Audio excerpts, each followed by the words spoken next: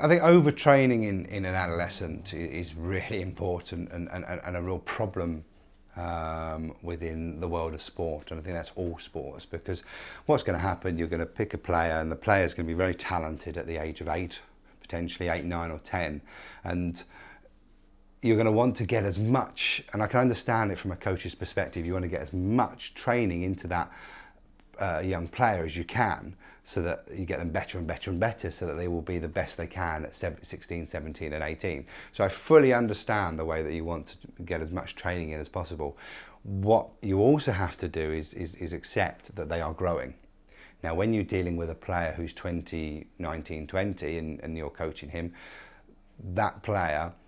generally has stopped growing. So you're not having to cope so much with the growing pains. You're having to cope with him being able to deal with load, but you're not going to have the growth spurts that you're going to get with an adolescent. So I think it's very, very important that you appreciate, or that coaches and parents and players all appreciate, that this is a difficult time, and overtraining can be a big problem. I think for me, as I always see it as a pyramid, really, and I think when you start off at the age of 6, 7, 8, you know, let them play what they like, let them do what they want, and let them play as many sports as possible, because you know they're not going to know specifically at that age what sport they want to do, and I think that's my advice anyway. And I think as every year goes by, they have to, especially if you can see some, you know, the young boy's got talent in one particular sport, I think you have to start to narrow it so that they are playing, first of all, just that sport, and not only are we looking at them only playing one sport, we're then starting to think about how much are they playing that sport within a week. Because yes, you don't want to, you know, I would never advise taking away childhood and trying to enjoy their childhood. But eventually you have to start to think about it, and you have to make decisions. I think when you start to get around 14, 15, 16, especially if you've got a talented football player or a talented rugby player, they have to start to think about that's what they're going to do. And then that's for me is where sometimes you get overtraining, is when I don't think you get it at 8, 9 and 10. Generally, I think, you know, they love playing sport and they can generally cope with anything. And I think right up, as I say, until maybe the 14, something like that.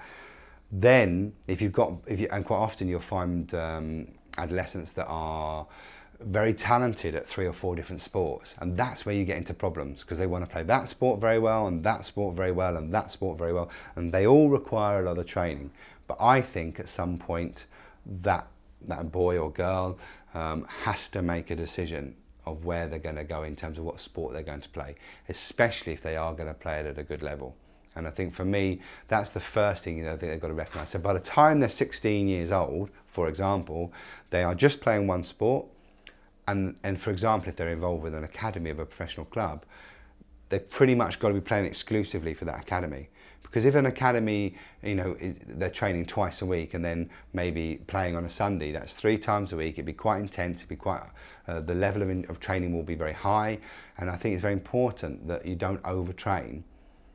that player at that particular point. They're going to do things at school, they're going to be doing sport at school, they're going to be doing PE, which you don't want to take away from them, and it's part of their studies. So I think that's probably enough. And that's what I think is very important, is looking at this kind of pyramid. And so you're aiming at that 15, 16 to be playing one sport and training one way. And I think that's part of the education at that level, if you can see that there is a talent there and they are going to be very good at one sport, is starting to get all because everyone wants a piece of them, because they're so good, and the county want to play them, and the school want to play them, and you know the academies want to play them. But for me, especially if you are looking at going into being professional sport, generally there's one way they're going to get in, and that's through the academies.